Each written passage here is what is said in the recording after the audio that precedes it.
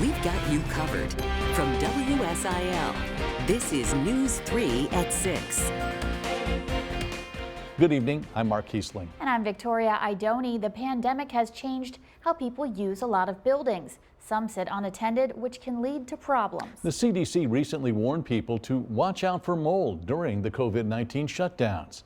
News 3's Maya Skinner is in Marion tonight with more on how you can protect yourself and your property. Maya?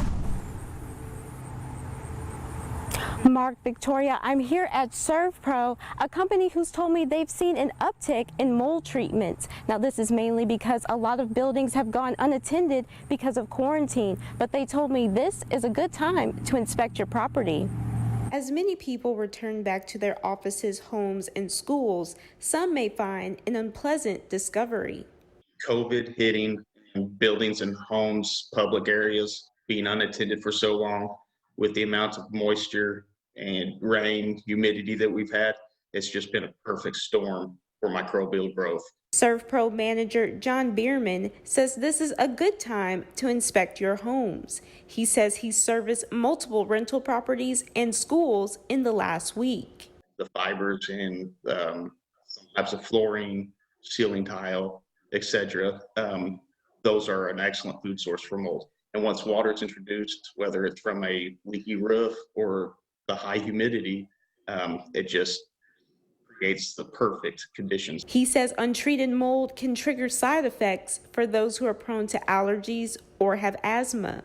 It's been my experience that a majority of people have anything from a headache to upper respiratory issues. Not all mold is harmful. In fact, we breathe in mold particles every day. But Bierman says if mold covers an area less than 10 square feet, you can treat it on your own. Bleach, any kind of disinfectant would work. I'm a huge fan of hydrogen peroxide. I think that's the best.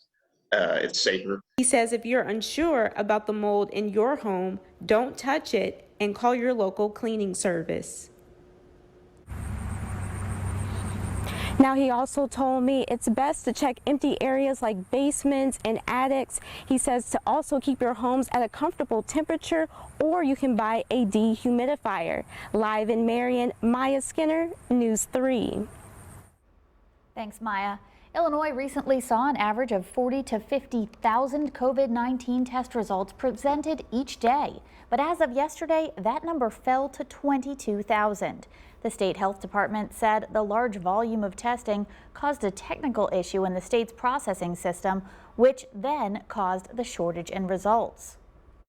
Well, all results have been reported out to those tested. We are experiencing a minor tech issue in the data processing system that we use to report out tests publicly. The health department says they hope to get this glitch fixed as soon as possible, but many are curious to know if this is the first time the state has dealt with a backlog. Illinois saw more than 2,100 new cases of COVID-19 today, with 27 additional deaths. That brings the state's total to more than 238,000 cases and 8,091 deaths. Southern Illinois is in Region 5 of the COVID response plan. The current rate for positive test results in that region is 6.9%. Williamson County reports its largest one-day total of new COVID-19 cases today, with 35, along with 1 additional death. Jackson County has 24 new cases. Williamson County has now surpassed Jackson County in total number of cases with 994. Jefferson County reports 8 new cases, with Pulaski reporting 5. Franklin, Perry, White, Union, Johnson, Hardin, Alexander, and Saline counties all report 4 cases or fewer.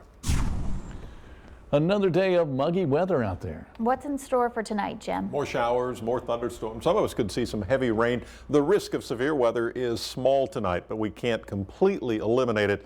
But we can say it is focused in our southernmost sites. Very gray clouds showing up over Perryville, Missouri right now, and not much wind moving the flag around. But we do already have shower and thunderstorm activity showing up on the local view of Doppler radar. Quick zoom in southeast Missouri. The concern here, what we see stretching from Scott County across Stoddard County into Butler County, really moving along the same line. What we call training could lead to a band there where we see some very big rain totals. Water across roadways is a concern.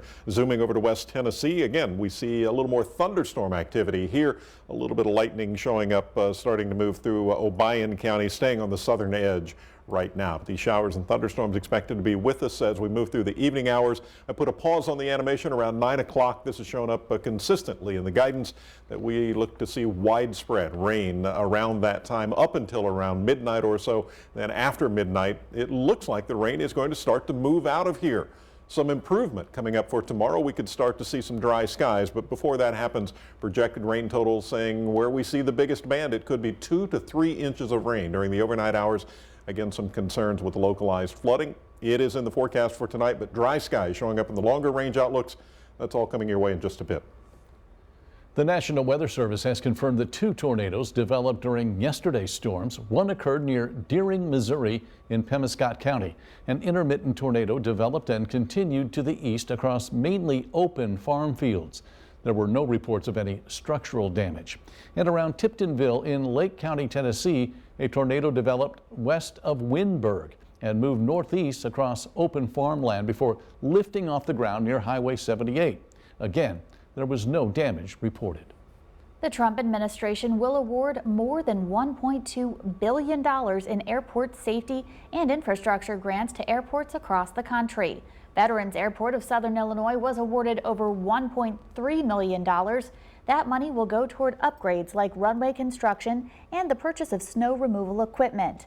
Airport Director Doug Kimmel says more equipment hasn't been updated, some of it since the 1980s. Every year we're looking at what needs to be done and we update that. And yeah, we're thrilled that we've got the funding now for the upcoming year's projects. The contracts for those projects are expected to be completed by the end of winter.